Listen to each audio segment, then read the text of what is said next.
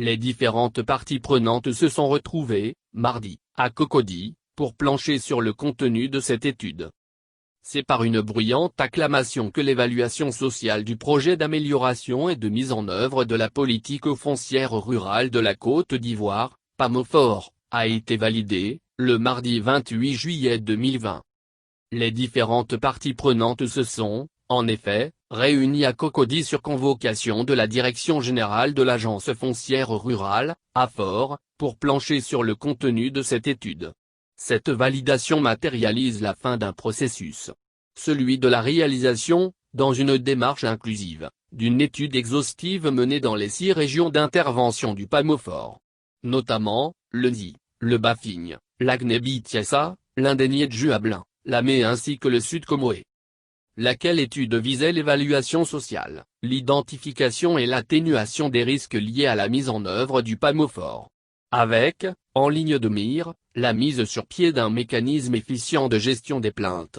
Il faut préciser que cette étude constituait l'une des principales exigences de la Banque mondiale qui finance sous forme de prêt, le projet.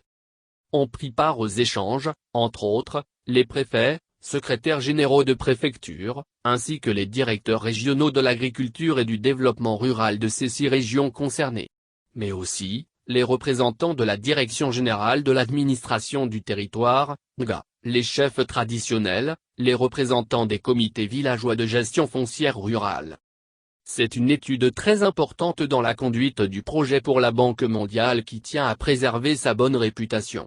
Nous avons tous le devoir de faire en sorte que le mécanisme de gestion des plaintes soit efficace, que les plaintes soient effectivement traitées avec des résultats satisfaisants, a expliqué le directeur général adjoint de l'AFOR, David Loué, qui présidait l'atelier. La probité morale des acteurs intervenant dans le mécanisme de gestion des plaintes, les limites des forêts classées et des enclaves, la sermentation des membres du mécanisme de gestion des plaintes, l'implication des cadres et élus locaux, sont les principaux points qui ont animé les échanges. Il faut rappeler que le PAMOFOR, lancé en juillet 2018, durera 5 ans et s'étendra dans 678 villages, 54 sous-préfectures, 19 départements répartis dans 6 régions du pays, l'Agnébitiassa, le Bafing, l'Indénié-Djuablin, l'Amé, le Nzi et le Sud-Comoé.